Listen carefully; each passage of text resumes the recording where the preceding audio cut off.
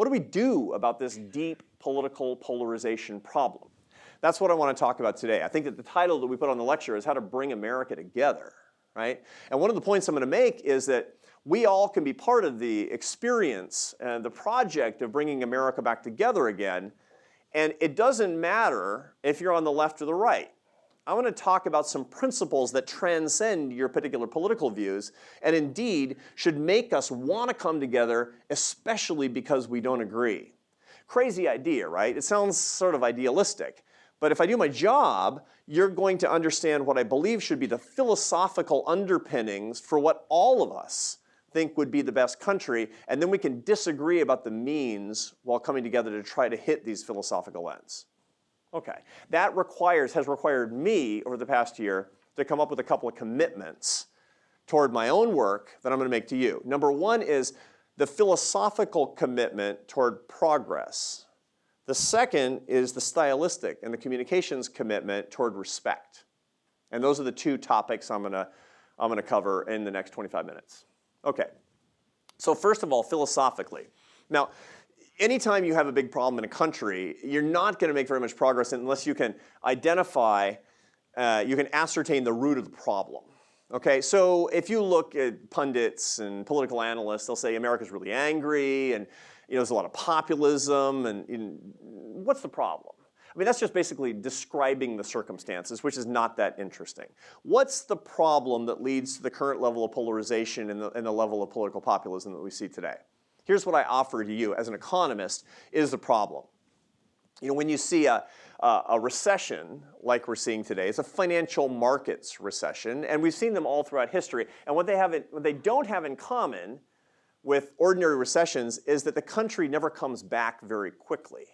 Ordinarily, from a normal recession, like the dot-com bust in 2001 or Black Tuesday in 1987 or whatever, it's usually 1 or 2 years before the country and the economy really starts coming back. Financial market crises take 10 years. Right? Now, this is something that critics of the current president have never gotten right. The critics of the current president say, look, if we had good policies, we'd be cooking as an economy right now. That's wrong. Okay, now it doesn't mean that we shouldn't have better policies. I don't like a lot of the policies we have in Washington. We could be doing better than we are, but it's not right that we'd be all good and all normal. The data say that we could have Milton Friedman as president of the United States today, and that would be good, by the way. But we still wouldn't be back to where we were. We would still be suffering from a certain amount of recession.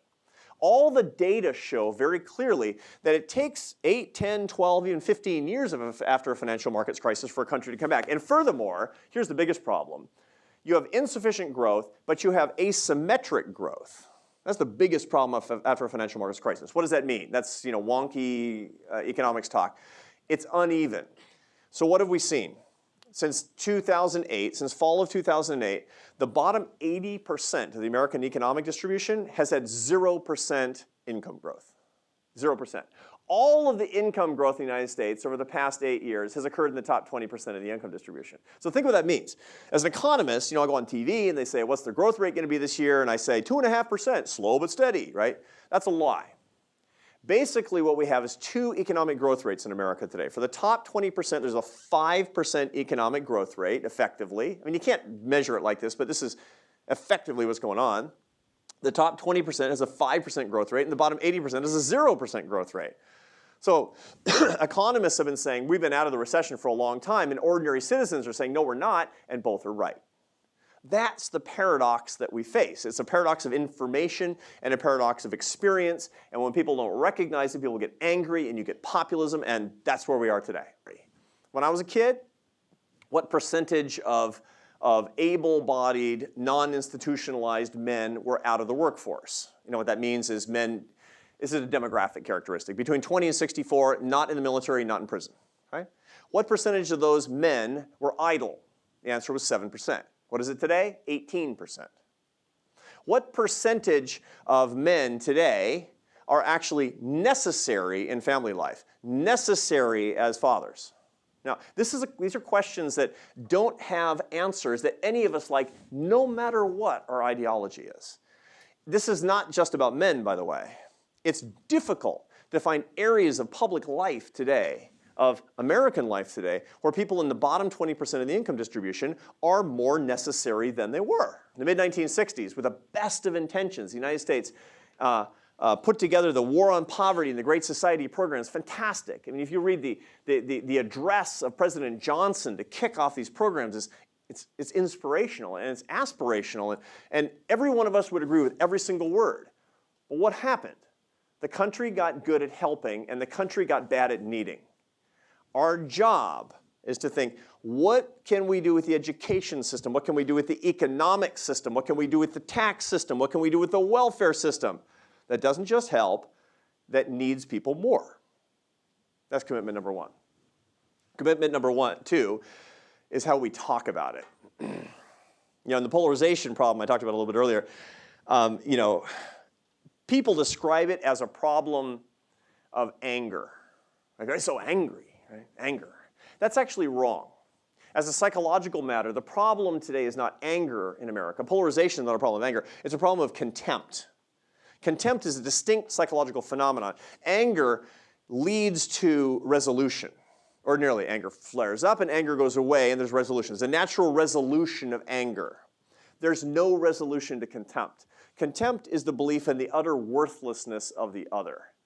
It's kind of crazy, isn't it? How we've gotten to the point of holding each other in contempt because we have different political views. So the question is, what do we do when we feel contempt? Because you know what? I feel contempt all the time. I don't like the policies of the government. A lot of the policies of our current politicians.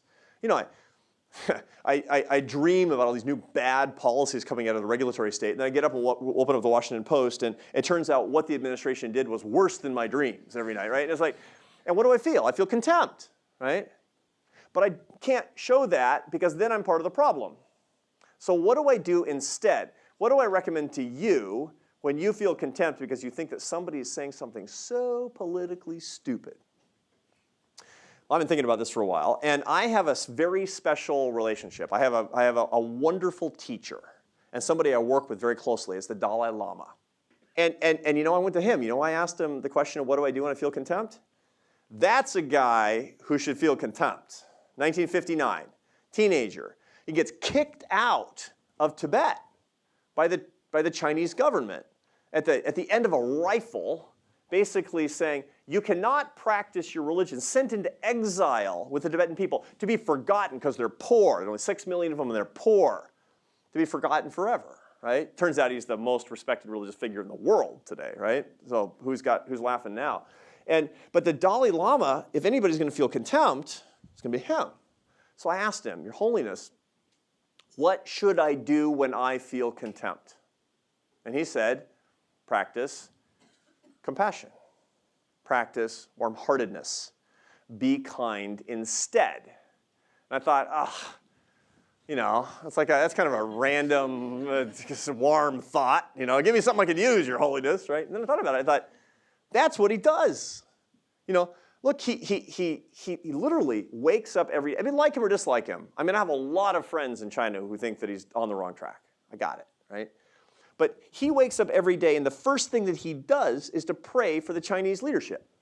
He practices warm-heartedness when he feels contempt. Okay, there's a long philosophical and psychological tradition of displacement of certain views with other views on purpose. If you believe that you're not a slave to your emotions, if you believe that you're a true master of yourself, you can do that. You can do that. I started thinking about it. I started trying to do that. And I remembered something that happened to me a few years ago that really helped me, and I'm going to tell you about it. This was serendipity. I did the right thing by accident. When I felt contempt, I accidentally practiced warm-heartedness. And I want to tell you what happened. So it was 2006, and my first commercial book had come out. I'd written a lot of books as an academic, but they were all really boring, and nobody ever read them. But I wrote this first commercial book, and it was very academic too. It was quantitative and had an appendix full of numbers and had a lot of math in it.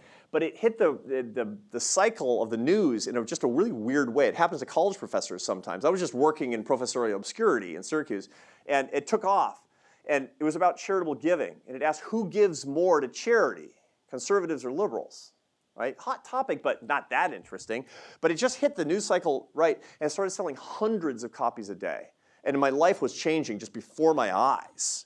So like a week after the book comes out, I'm on Rush Limbaugh's radio show, right? And it's like much to the huge consternation of my friends in the faculty lounge, I assure you. It turns out they listen to Rush, so who knew, right? And so, I started getting email from people I'd never met.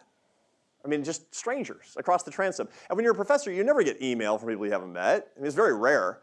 You get email from students protesting their grades. I mean, that's kind of what you get correspondence about, and your co-authors, and your paper's late, and that kind of stuff. But I was getting hundreds of emails from people I'd never met before who were hearing about the book or reading the book or something, and it was really super weird. 2 weeks after the book comes out, I get this email over the transom in the afternoon from a guy in Texas, and I really remember this. And it starts off, "Dear Professor Brooks, you are a right-wing fraud."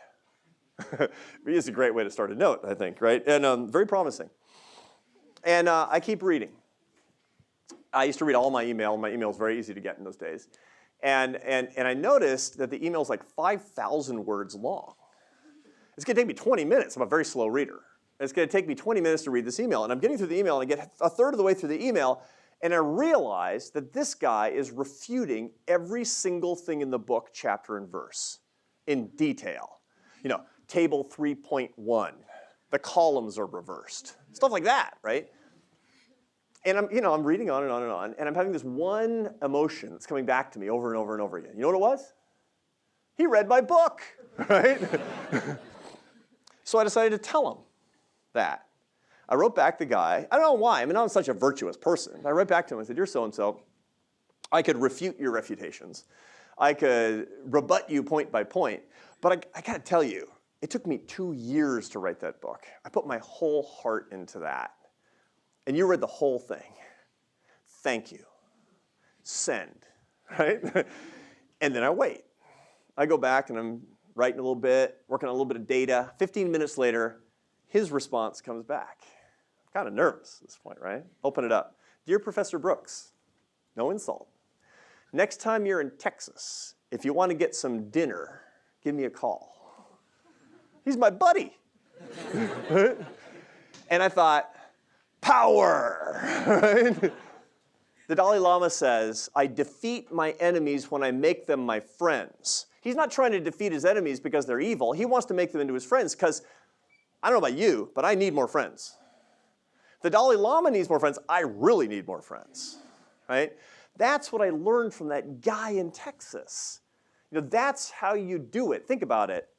When is the next time you're going to have this beautiful, blessed opportunity to make your enemies your friends by substituting warm-heartedness for contempt? I bet you're going to be able to do it before the end of the day today. You're going to find an opportunity to do it. How do you do it? You do it by seeking out the people who disagree with you, right? Looking for the opportunity, finding people who disagree with you, and showing warm-heartedness where you could have shown contempt. You do it with a random act of kindness on social media. Insane, right? Nobody does that, right? Find something kind to say for no apparent reason. I mean, people think you're nuts. Show random warm-heartedness on social media. You can do this. See, this is the beauty of it. You can find excuses to do it. And when you do it, it proliferates. You will find that some people are so pathological that they continue to hate you, but it's rare. You'll be like the guy in Texas. You'll see. Now, at first it'll be, I saw this conservative person, or I saw this liberal person, or whatever, and, a lot nicer than most of them, right? But it's kind of extraordinary, because if we can make it a pattern, who knows what we can do? What can you do today? Somebody's going to say something politically really stupid to you in the next 2 days. How should you think to yourself? What should you do such that you can become more warm-hearted and be part of the solution to America's problem and yours? I was looking for the answer to this, and I remembered the greatest book I ever read with a terrible title. And that was a book written in the 1930s by a self-improvement guru named Dale Carnegie. Some of you read this book, How to Win Friends and Influence People. So ridiculous. Why would smart people read that? Because it's a beautiful book about moral living. That's why you should read that book. It sounds like how to bend people to your will. That's not what it's about at all. It's about how to be a good person, basically. Read the book. You'll enjoy it. So it's very beautiful. And he was going around the country looking for the most successful people in the country and trying to find their secrets to success. In the 1920s, he's traveling through New York, and he goes to see a famous magician, the most famous magician of the era named Howard Thurston. You can Google him. He was a really famous guy that had the great Howard Thurston. And this guy had been for 40 years performing the same magic tricks on Broadway. In those days, it wasn't big musicals. It was variety shows on Broadway. And rabbits out of hats and card tricks and all that. And if you were performing the same magic tricks for 40 years, what would be your attitude? It's like, all these rubes coming out of Wisconsin or something. They're coming to New York, and they're looking at these, and you're like, yeah, rabbit out of a hat, idiots, right? He went to see this guy, and it was magic, truly, and not just the fake kind. He said it was like it was his first night. He was ebullient. The real secret to his success was that he loved them and he loved what he was doing. He said, aha, how did he do that? After 40 years, how did he do it? So he goes to the guy's dressing room, the great Howard Thurston. He goes to his dressing room, and he says, what's the secret? Howard Thurston says, simple. Every night before I go out to perform my show, I say to myself, I am truly grateful for the people in those seats who make it possible for me to make my living doing something that I love. How grateful are you? It's easy to not be grateful because we're in circumstances where we disagree with a lot of people, or we hear things that hurt our feelings or that threaten our sense of identity. I got it, right? But how grateful are you for the people that coexist with you in a competition of ideas? Are you grateful enough, or are you ungrateful? Howard Thurston had the right plan. He looked at those people out there. He thought about those people, and he said, I get to do something I love. They came to see me. They're paying. It's incredible. I do these congressional classrooms, and I ask the members of Congress, I say, how grateful are you for people who disagree with you politically and don't like you politically? You live in America where there's no jackbooted thug and there's no knock in the night, where you can express any political opinion you want and you're not worried about going to jail or getting beat up. How grateful are you for that? Are you grateful enough for that? I dare say that we're not. And if we remember that the source of our gratitude should emphasize the people who disagree with us, it's going to make us more warm-hearted, particularly toward those for whom we are not predisposed to show kindness. That's the hack. It's changed my life, I have to tell you. I travel all the time. I do like 180 speeches a year, which is a wonderful thing, I have to tell you. But it's not always people who are super nice like you. I go places where, we'll see in the Q&A, I know. But I go to these places, and sometimes people are really mad at me, so really hostile. I did a thing in Orlando, and people booed me last week, right? They booed me last week. I thought, okay, I'm still going to say the same thing. I'm going to tailor the message. But now what I do before I go out, and what I did today, is I said, I am truly grateful for the people sitting in these seats to make it possible for me and my institution to exist in this great country, and for me to make my living doing something that I love. It's true. It's because of you. And you are the solution to the problem that we're talking about. So for that, for the discussion we're about to have, for listening to me today, and more importantly, for the effect that this might just have for you, I can only say God bless you and your work, and thank you.